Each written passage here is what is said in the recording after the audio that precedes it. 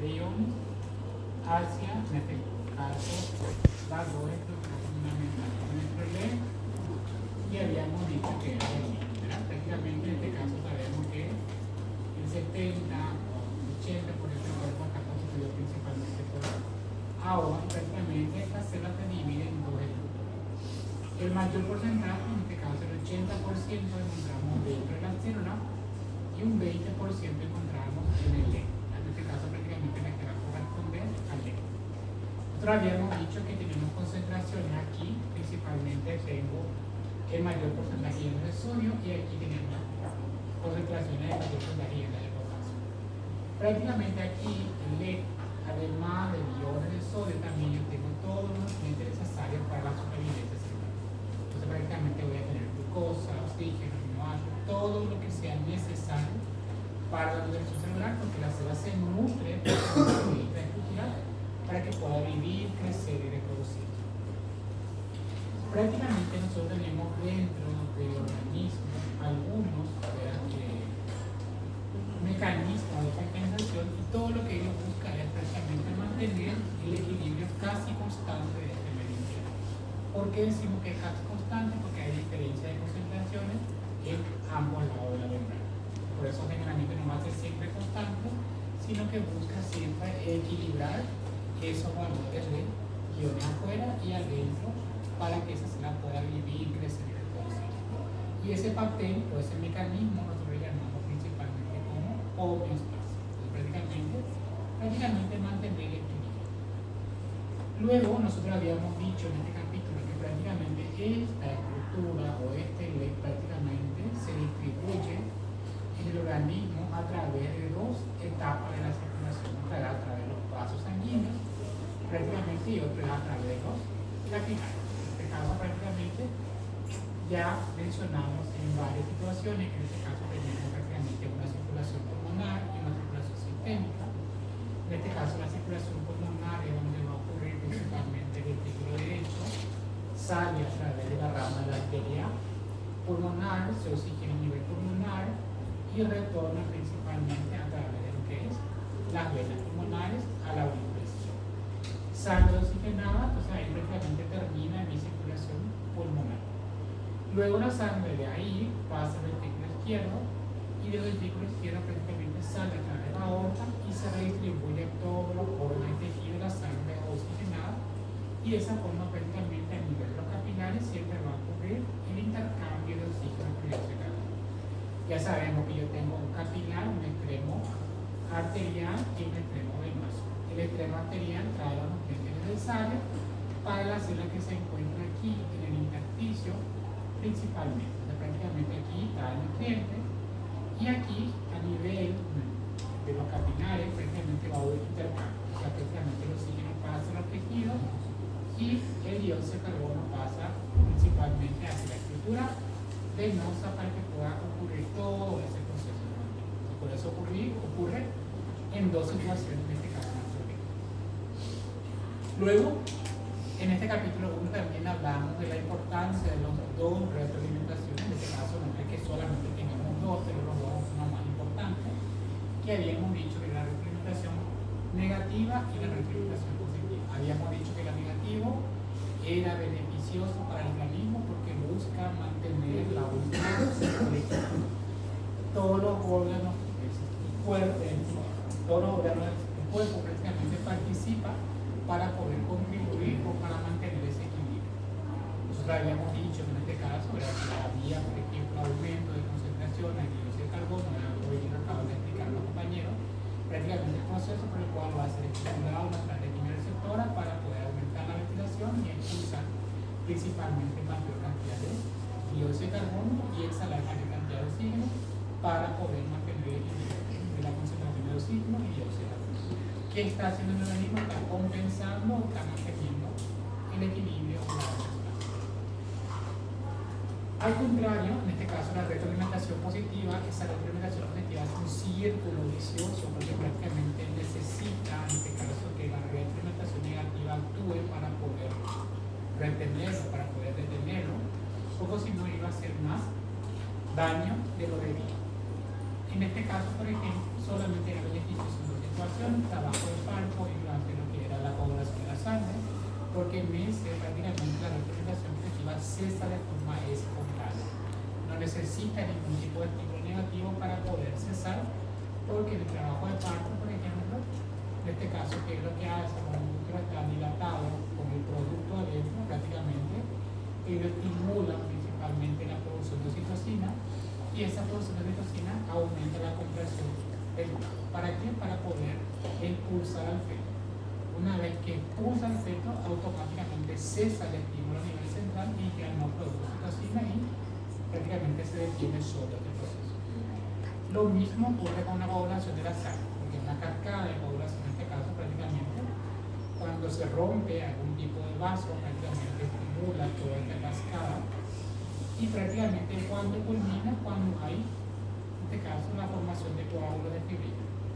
Cesa automáticamente, porque en este caso se coagula la sangre, no hay estímulo y prácticamente cesa de forma espontánea. Por eso en este caso son beneficiosos solamente en dos situaciones. En lo demás, prácticamente era conocido como un círculo vicioso.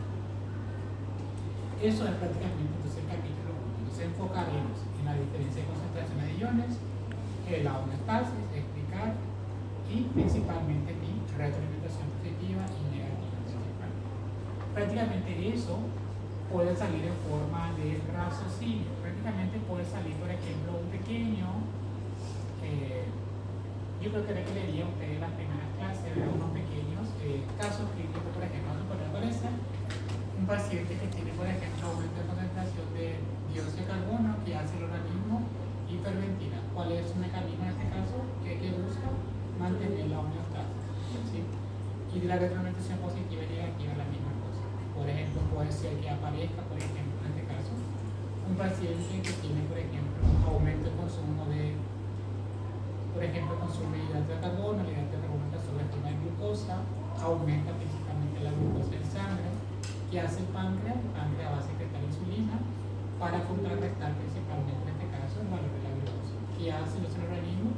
Está haciendo una retroalimentación negativa porque busca mantener el equilibrio principalmente. Prácticamente son esta forma de raciocinio prácticamente, si es que aparece, puede aparecer.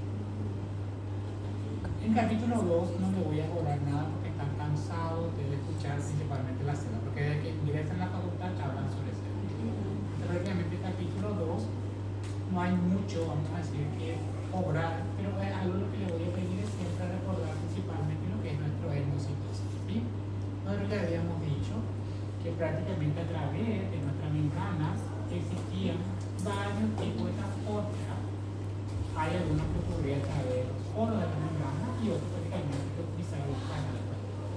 Pero existen algunas partículas que no pueden atravesar principalmente esa barrera o esa membrana y necesita en este caso principalmente de otro proceso denominado endocitosis, ¿sí? Y esa endocitosis nos lo dividíamos en dos tipos, lo que eran partículas pequeñas o denominadas pinocitosis y fagocitosis para partículas grandes. Recuerden que en este caso prácticamente Guyton describe en pinocitosis macromoléculas, ¿sí? ¿Cómo él describe macromoléculas? Porque prácticamente en pinocitosis él describe como partículas celulares prácticamente, ¿verdad? Que necesita ser eliminado, necesita degradado por lisosomos y macromoléculas grandes como proteínas. Prácticamente la pinocitosis es transporte de partículas pequeñas y macromoléculas. Y la fagocitosis prácticamente es transporte de partículas grandes. O sea, esa es la diferencia fundamental.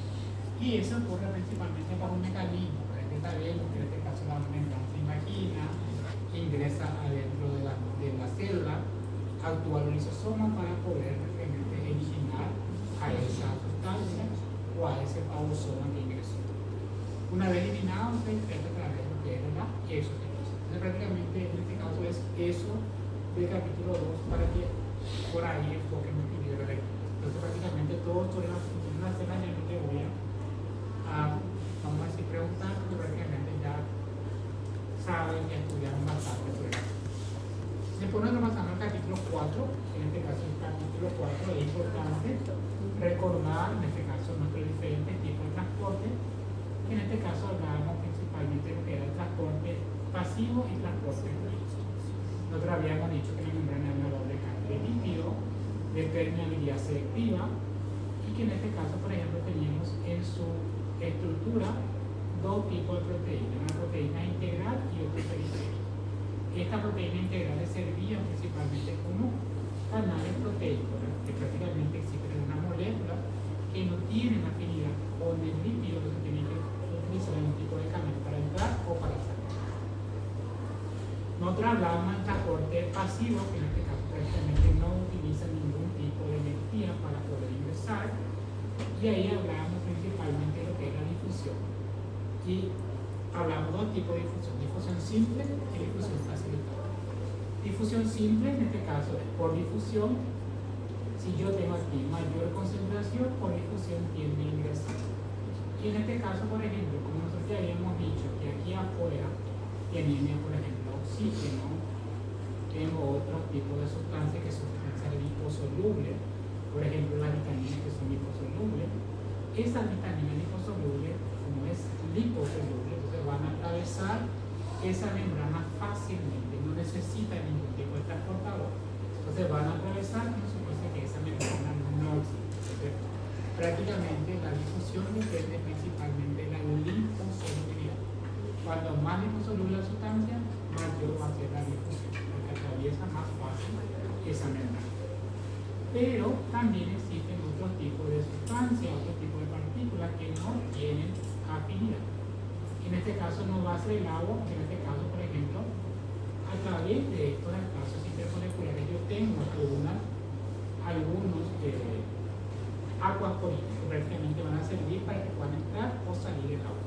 Pero existen algunos tipos de sustancias, como por ejemplo iones, por ejemplo, sodio, potasio, que en este caso sí o sí necesita de un transportador. O sea, ahí hablamos de facilitar. La facilitada necesita de una proteína transportadora para que pueda ingresar o para que pueda salir, ya sea porque no tenga afinidad con el lípido o porque prácticamente son moléculas que no pueden atravesar a través de esos espacios moleculares. Dos tipos de difusión: simple y facilitada. Después hablamos de transporte activo, en este caso el transporte activo primario, la más estudiada, en este caso nuestra bomba sodio-potasio. En este caso nosotros habíamos dicho que la bomba sodio-potasio es contra el gradiente de concentración, prácticamente necesita ATP o necesita energía para poder generar este proceso. ¿Por qué? Porque por difusión nosotros sabemos que el sodio tiende a ingresar y el potasio tiende a salir.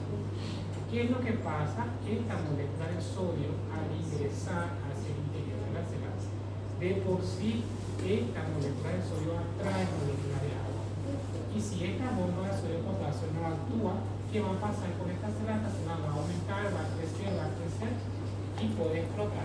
Para que eso no ocurra, mi bomba de sodio potasio actúa para poder, no así para que la célula no se dilate y no se hinche mucho. Entonces, ¿qué hace la bomba de sodio potasio? Va a restaurar en este caso los valores de sodio y potasio. En este caso, mi bomba sodio-potasio tenían principalmente tres estructuras o tres ligandos, principalmente para el sodio y dos para el potasio. ¿Qué hace? Prácticamente saca tres moléculas de sodio e introduce dos moléculas de potasio con el propósito de restaurar principalmente esos valores para evitar, en este caso, la hinchazón excesiva o la explosión de la célula. Después, en este caso estudiamos principalmente lo que era nuestro transporte activo secundario, que en este caso no deriva la energía directamente del ATP, sino que aprovecha, en este caso, la apertura de ese canal primario para que pueda ingresar o para que pueda salir. Y estudiamos dos tipos de transporte activo secundario: el cotransporte y el cotransporte. Cotransporte, en este caso, prácticamente arrastra consigo moléculas como, por ejemplo, que necesita ingresar. En este caso, por ejemplo, como aquí yo ya tengo abierto, vamos a suponer ya tengo mi canal abierto, tengo un ligando principalmente, ya sea para glucosa o para aminoácidos. Entonces prácticamente se une la glucosa y ya no derivo, en este caso ya no quiero el ATP porque el canal ya está abierto e ingresa hacia el interior. Entonces puede ser para el transporte de glucosa o aminoácidos. Y el otro transporte es diferente. Otro transporte es como si fuese ser que yo tengo, en este caso, el ligando para el sodio aquí afuera y adentro tengo el ligando principalmente. Puede ser para hidrógeno o puede ser, por ejemplo, para otro tipo de ion. ¿Qué es lo que pasa? Una vez que el sodio se une aquí para poder ingresar hacia el interior, ese hidrógeno se va a unir a ese receptor que está hacia el interior. ¿Qué pasa aquí? El sodio ingresa, ya que se unió para poder ingresar, y el hidrógeno es expulsado hacia afuera porque prácticamente se unió, en este caso, al hígado. Prácticamente es utilizado principalmente para el transporte de hidrógeno y cloro principalmente, que vamos a estudiar nuevamente cuando vemos renal. En este caso, por ejemplo, también principalmente los túbulos, pero principalmente tipo de transporte, el cotransporte. Y bueno, ese es prácticamente el capítulo 4. Capítulo 5, en este caso, capítulo 5 no vieron conmigo, pero vieron con el doctor Medina, prácticamente en este caso. Este capítulo 5 es un capítulo un poquito, vamos a decir, chatillo, pero es importante entender lo que es potencial de acción y potencial de membrana, ¿sí? Prácticamente en este caso, yo tengo que saber o recordar que en este caso yo tengo, ya sabemos que en este caso aquí yo tengo carga positiva en mayor porcentaje, no es que no tenga carga negativa, pero prácticamente tengo características de porcentaje que está determinado principalmente por el sodio, y hacia el interior yo tengo mayor cantidad de carga negativa. Además de eso, realmente el sodio, el potasio, perdón, es positivo, pero en este caso no contrarresta, vamos a decir, para la acción de la negatividad. ¿Qué es lo que pasa en este caso? Si yo hablo de una membrana, en este caso, toda la célula del cuerpo recibe ese potencial de acción, pero solamente dos tipos son capaces de generar el impulso. Entonces, todos reciben descarga, solamente las fibras musculares y nerviosas son capaces de actuar frente a ese cuerpo. Y prácticamente yo tengo aquí, en este caso, la membrana en reposo. Si yo hablo de una fibra nerviosa de menos 70, y prácticamente tengo un umbral, porque aquí yo tengo, sabemos que aquí ya tenemos principalmente canales de sodio, canales de potasio. En este caso, por ejemplo, el sodio por difusión ya sabemos que tiende a ingresar y el potasio tiende a salir. Y aquí prácticamente ellos estudiaron, en este caso, la permeabilidad de ese canal, ¿sí? Y hay dos tipos de ecuación, una ecuación de Nernst y una ecuación de Bohr. Prácticamente la ecuación de Nernst prácticamente es, ellos estudian a cada ion, prácticamente estudian el sodio y el potasio de forma diferente. Pero como la membrana es permeable a varios tipos de iones, por eso prácticamente también utilizaron la ecuación de Bohr. Pero ¿qué es lo que ellos determinaron con esa ecuación de Nernst? Prácticamente determinaron que el potasio es mucho más permeable, en este caso, a las salidas. Prácticamente la membrana es mucho más permeable al potasio, entonces el potasio es prácticamente lo que va a contribuir para poder mantener el reposo o la negatividad de la célula, ¿sí? Y el potasio, el sodio, como es una carga positiva, es la que va a cambiar la polaridad en caso de ingresa, ¿sí? Y por eso prácticamente ellos determinaron que en este caso es menos 94 era principalmente mi potasio y positivo más 61 era el sodio. Prácticamente eso ellos calcularon principalmente al ion. ¿Qué es lo que pasa? Dijimos que el sodio tiende a se difunde con mayor facilidad. Así que pasa aquí, por ejemplo, si sale moléculas de potasio, ¿qué estoy haciendo? Estoy perdiendo carga positiva, porque el potasio es positivo, entonces pierdo carga positiva y que hace el interior se vuelve más negativo, porque va a llegar a un umbral de excitación que es menos 55 milivoltios. ¿Qué ocurre cuando llega en este menos 55 milivoltios? Yo tengo canales de sodio que es dependiente del voltaje, que prácticamente cuando están cerrados yo tengo una aquí tengo una puerta, o en este caso vamos a decir que están cerrados cuando están en menos 70 milivoltios, y aquí tengo una otra puerta que cuando prácticamente están cerrados también van a estar reposo, cuando se abren, cuando llega a este umbral de excitación. Llegó hasta una habitación, automáticamente este contrafuerte que estaba cerrado se abre y como es canal de sodio, el sodio va a ingresar hacia el interior en mayor porcentaje. Prácticamente al entrar en mayor porcentaje el sodio, ¿qué va a hacer? Va a cambiar la polaridad de la membrana. Prácticamente va a cambiar aquí hacia el interior, se va a volver positivo y eso va a hacer que la membrana sea despolarizada. Se despolariza, llega a un pico máximo, debe volver a su estado de reposo. ¿Por qué? Porque estos contrapuertas de sodio que se abrieron es milisegundos nada más. Así como se abre dentro del sodio y lo deben cerrarse. Pero que mientras se van cerrando, este canal, en este caso es el canal de potasio, se abre pero se abre más lentamente. ¿Para qué se va a abrir este canal de potasio? Para poder que esta membrana vuelva nuevamente a su estado de reposo. Porque habíamos dicho que contribuye principalmente para mantener el reposo, era principalmente potasio. Entonces llegó al pico máximo, se cierra mi contrapuerta de sodio, se abre el canal de potasio y hay fuga de potasio, y esa fuga de potasio es la que va a contrarrestar o va a hacer que la membrana nuevamente vuelva a su estado de reposo. Llegó a su estado de reposo y prácticamente si es que no se detiene ese proceso se va a volver mucho más negativo y ahí nuevamente actúa la bomba sodio-potasio para poder restaurar o mantener esa membrana, ¿sí? Entonces prácticamente, por eso generalmente hablamos de tres estadios: estado de reposo, donde no hay transmisión de las señales nerviosas, la despolarización de una membrana que era permeable al ingreso de sodio y la repolarización donde hay fuga de potasio y hace que vuelva a su estado de reposo. Só fala o valor quando tá em repouso, essa aqui tem milivolts. Mas quando tá, tipo, quando já é falando, você compra e fica 94, é isso? No, depende, por ejemplo, en este caso, por ejemplo, si nosotros hablamos de fibra nerviosa, es, en este caso cambia menos 70, pero si yo hablo de fibra muscular es menos 90. Se va a depender del tipo de fibra, por eso cada uno tiene su membrana en reposo. Tiene, por ejemplo, una fibra nerviosa, el músculo esquelético, el músculo liso, el músculo cardíaco. Cada uno va a tener, en este caso, su membrana en reposo cuando hablamos. Cada uno es diferente, no va a ser todo igual.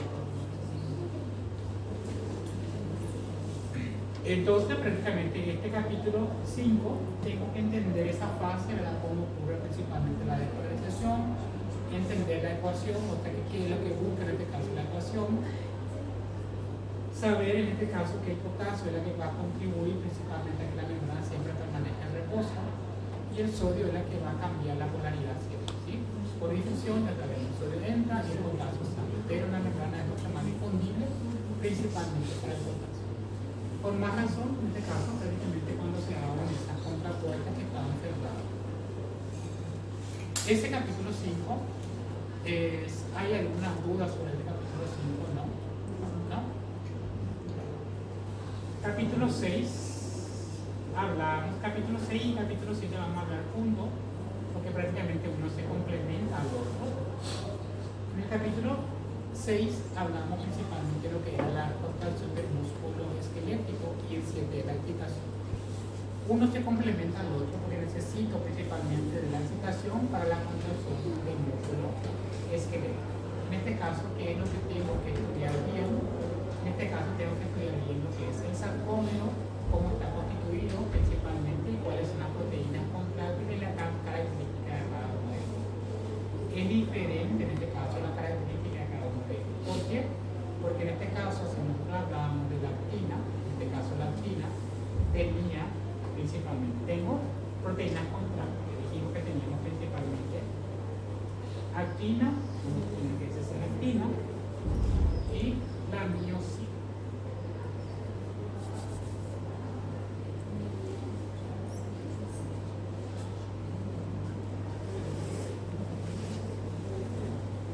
La actina prácticamente en este caso tenía, si hablábamos del músculo esquelético, tenía un complejo de troponina I, troponina T y troponina C. Además de eso, cuando esta actina estaba en reposo, tenía unos puntos activos y estos puntos activos estaban envueltos principalmente por una troponina C, proteína en la espiral, que recubren este punto activo cuando estaba en reposo. Y prácticamente esta miosina, como tiene cabezas globulares, en este caso en su cabeza globulares, que va a formar el puente lateropolar, tiene principalmente en su cabeza una energía necesaria, que es el ATP, para poder unirse el punto activo una vez ocurre el potencial de acción. Además de eso, pero en este caso, sabemos que nuestro músculo, en este caso fibra muscular, en este caso va a tener túbulos T, va a tener retículo sarcoplásmico. El retículo sarcoplásmico tenía en su interior principalmente calcio, y aquí al interior yo tengo mis miofibrillas, y estas miofibrillas están compuestas principalmente por actina y miosina. Aquí en el extremo yo tenía un disco Z, en los extremos de las proteínas contráctiles, y a esta unidad contráctil yo le llamo principalmente actina, y está compuesta por actina y miosina, le llamo principalmente sarcoma. ¿Qué es lo que pasa en este caso? Yo tengo una unión neuromuscular. Aquí vamos a suponer que sea una terminación axónica, y aquí tengo la fibra muscular. Esta fibra muscular tenía receptores principalmente para ligando, en este caso de la proteína. ¿Qué pasa? Vamos a suponer que este axón reciba el impulso, se abre canales de calcio. Al abrir canales de calcio, en este caso va a liberar la vesícula libera en este espacio presináptico. En este caso tengo una unión neuromuscular, una placa terminal, donde se libera esta fibra muscular que tiene principalmente en este caso receptores para la acetilcolina. ¿Qué hace este vesícula que se liberó? Se une principalmente a su receptor, o sea, necesita dos vesículas de acetilcolina que se unan a su receptor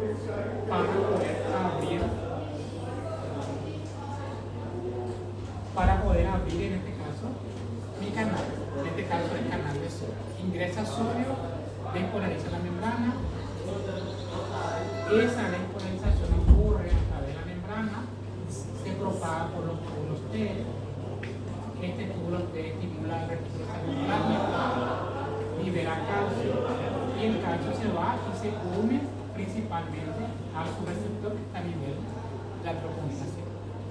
Esta troponina T tiene contacto con esta proteína que es la tropomiosina, entonces al estimular el C, estimula la T, y la T estimula principalmente a la tropomiosina. ¿Y qué hace? Expone el punto activo de la actina que estaba cubierto por esta proteína en espiral.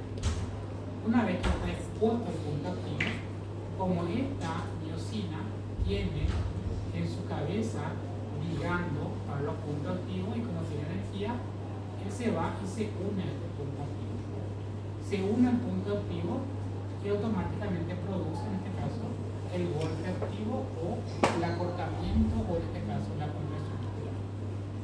Eso es milisegundo, es rápido, porque prácticamente así como se contrae, automáticamente se relaja. ¿Por qué se relaja? Porque en este caso el retículo sarcoplásmico en su interior tenía una calcioequestrina que automáticamente, así como liberó calcio, automáticamente va a subar nuevamente ese calcio y va a retornar hacia el retículo sarcoplásmico y cesa nuevamente la contracción, ¿sí? Entonces prácticamente es ese proceso principalmente. Hay 8 pasos fundamentales que en este caso ocurre desde que ocurre el potencial de acción hasta que ocurre la relajación principal, ¿sí? Bueno, ese es el capítulo 6 y 7. Recuerden que en este caso tenemos con cada estímulo, cada impulso se liberaba 125 vesículas de reticulina, no todos se unen a su receptor. Prácticamente lo que no son unidos a su receptor y lo que se quiere en ese paso presináptico son liberados principalmente por la acetilcolina esterasa, y de esa forma retorna a la terminación axónica y otro retorna principalmente al citosol para otro nuevo potencial de acción. Después, en este caso, prácticamente hablábamos del capítulo 8. En este caso, el capítulo 8 es músculo liso. La contracción del músculo liso en este caso es diferente en este caso porque en este caso, por ejemplo, yo tengo el potencial de reposo es diferente, en este caso, y prácticamente yo tengo a nivel de la musculatura lisa, tengo receptores muscarínicos, ¿sí? Receptores muscarínicos, o sea que tengo prácticamente receptores que van a, tienen receptores tanto para la acetilcolina y también para, en este caso, la noradrenalina. En este caso, uno tiene una acción estimulante y la otra inhibitoria. Se va a depender. Compiten, vamos a decir, por el mismo receptor, las acetilcolinas con, en este caso, el neurotransmisor, la noradrenalina. ¿Sí? Se va a depender quién se liga para producir una contracción o una relajación. Compiten por la misma, por el mismo, vamos a decir, receptor.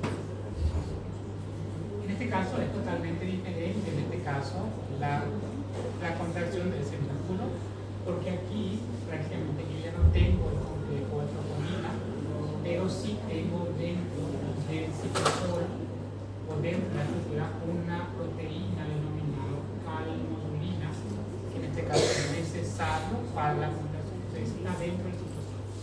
Y aquí prácticamente el canal inicia con la apertura del canal de calcio, no va a ser canal de sodio.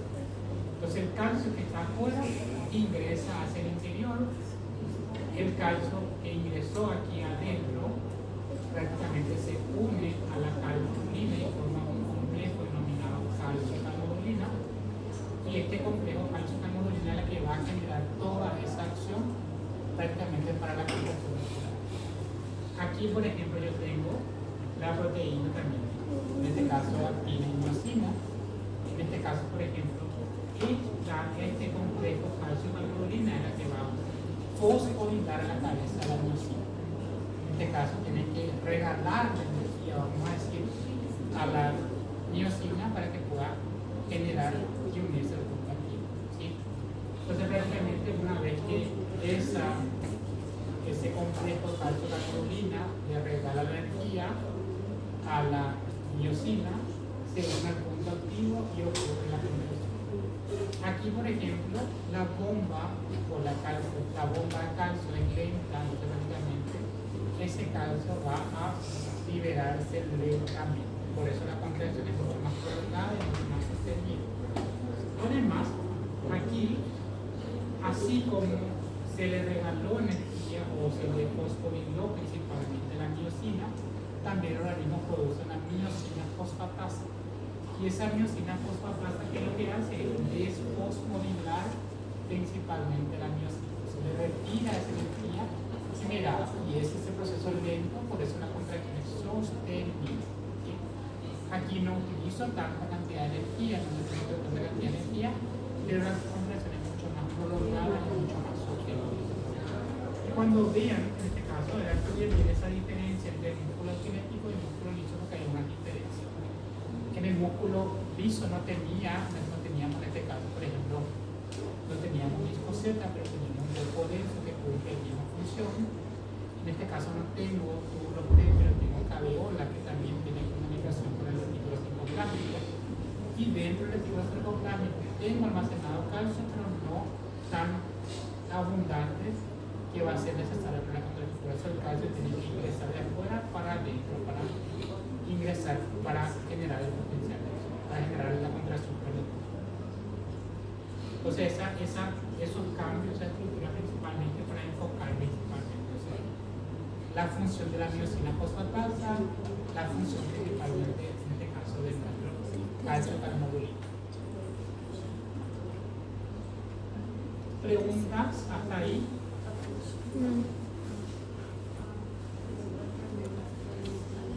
Sin preguntas. Entonces después pasamos al capítulo respiratorio.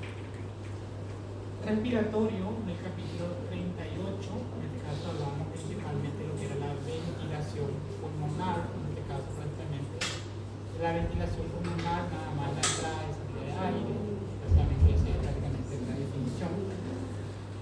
¿Qué es lo que voy a enfocar en este caso del capítulo 38? Principalmente debo saber, en este caso, recordar un poquito de los volúmenes, en este caso, por ejemplo, del volumen corriente, del volumen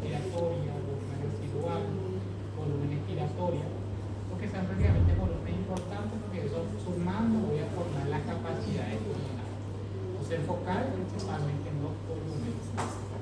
Otra cosa, recordar que teníamos una ventilación alveolar, en este caso recordar que no todo de ese 500 ml que ingresa pasa por la ventilación alveolar. En este caso, por ejemplo, un pequeño porcentaje queda en el espacio muerto anatómico, 150 permanece en el espacio muerto anatómico y solamente 350 pasa por la ventilación alveolar.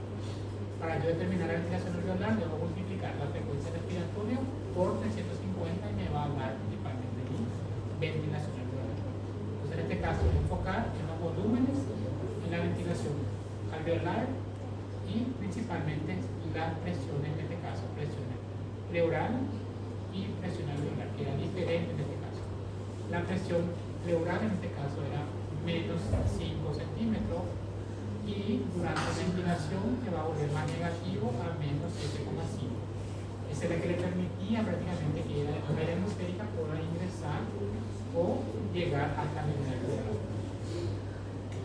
Y la presión, en este caso alveolar, es menos 1 y al final de expirar el aire se vuelve positivo a más. Prácticamente es también necesario para captar en este caso el aire y una vez exhalando principalmente se vuelve positivo. Y teníamos una presión transpulmonar, prácticamente una diferencia entre la presión alveolar y la presión pleural. Capítulo 38, no es prácticamente eso, los volúmenes, la capacidad y las presiones principalmente. Después el capítulo 39. Capítulo 39 hablamos principalmente sobre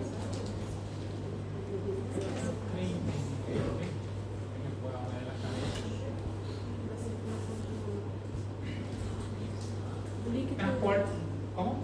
Del líquido, principalmente la circulación y recordar que tenemos en este caso los tipos de circulación que nos ayudan a explicar aquella vez, en este caso que era una que era baja y alta presión. En este caso estudiar un poquitito sobre esa importancia, ¿verdad? Porque hablamos de una baja y alta presión. Recordar en este caso que teníamos una presión, en este caso que contribuía a la salida y en este caso de los capilares al intersticio. Tengo siempre una mayor presión de más 1 que va a empujar hacia el intersticio, pero ahí teníamos una bomba linfática que prácticamente es la que iba a sudar esa cantidad de líquido, por eso no se acumula líquido en el intersticio. Y un pequeño porcentaje prácticamente se volvía o se evaporaba principalmente en el agua. Entonces, prácticamente tenemos dos procesos, una evaporación y principalmente otro con la bomba linfática. Gracias a eso no se acumula líquido en el intersticio. Si es que falla, ahí en este caso va a acumularse líquido en el intersticio. Entonces, prácticamente en este caso, ver esa presión estable, ver cómo se da esa presión, principalmente la importancia de este proceso.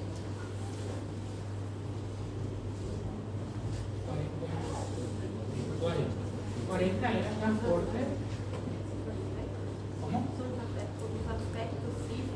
En este caso, ¿verdad? En este caso, por ejemplo, ahí hablábamos principalmente sobre la composición del aire atmosférica, en este caso era diferente, el aire atmosférica, una vez que se va entrando, va acondicionándose prácticamente y hasta llegar a nivel alveolar es diferente de la composición.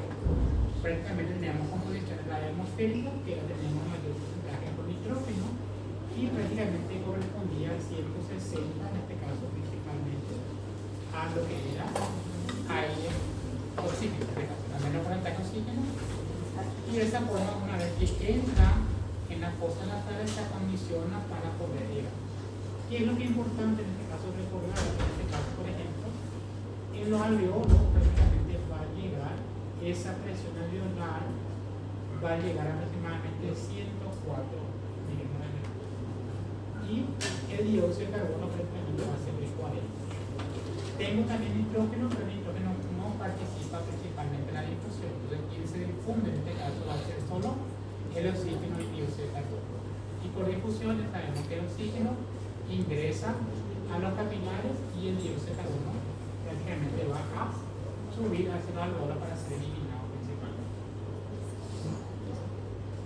Puedes recordar, por ejemplo, la renovación lenta del aire, la importancia de esta renovación lenta, porque se va renovando lentamente ese gas, porque prácticamente eso es lo que permite que no haya cambio de pH bruscamente a nivel de la sangre. Entonces se va a ir renovando lentamente.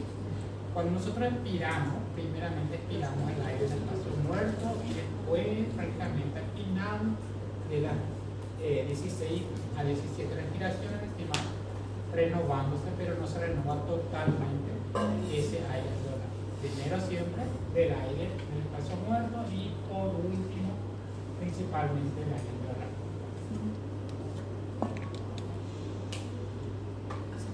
Después 41 y 42. Prácticamente del 41 principalmente en efecto por y Haldane, principalmente ese proceso era que lo que ocurre en ese mecanismo principalmente. Eso es lo importante de ese capítulo, era entender bien ese proceso o ese transporte que ocurre, esa afinidad que tiene el oxígeno y el principalmente acceder al dióxido de carbono. El capítulo 42 principalmente hablaba principalmente del control, del caso de recordar, por ejemplo, tenemos el grupo neuronal, en este caso, por ejemplo, cuál está encargado principalmente de la garganta respiratoria, cuál es la que va a defender en este caso, principalmente esa rama respiratoria. Y la función de cada uno de ellos, el grupo dorsal y el grupo ventral, la función de ese grupo neuronal principalmente. Después, la importancia en este caso de los quimioreceptores, la donde encontrábamos y cómo se estimulaba principalmente esos quimioreceptores. Porque tenemos quimioreceptores centrales y quimioreceptores periféricos, principalmente que los compañeros van a explicar muy bien ese proceso, cómo es estimulado principalmente esos quimioreceptores centrales y esos quimioreceptores periféricos. La importancia en este caso del dióxido de carbono, del oxígeno, del hidrógeno, principalmente al estimular en este caso esos quimioreceptores. ¿Está bien? No tengan miedo del examen de biología, no va a ser. Eso es lo que tenemos que decir. Por ejemplo, ustedes, por ejemplo, quieren 20 o quieren, por ejemplo, un poquito más de 20 para tener. Se for 20 e o capítulo 4 não tiver, como não tem, seriam 2 questões por capítulo. Aproximadamente. Y si quiere, por ejemplo, vamos a poner si es 20 va a valer un punto cada uno. Y si aumentamos las preguntas, el margen de error va a ser mayor. Só que aí quanto mais dilui, mais você tem que acertar para ter ponto. É melhor 20, né? Mas aí se você errar mais também, aí menos ponto você tem. É isso que eu tô. Como assim? 20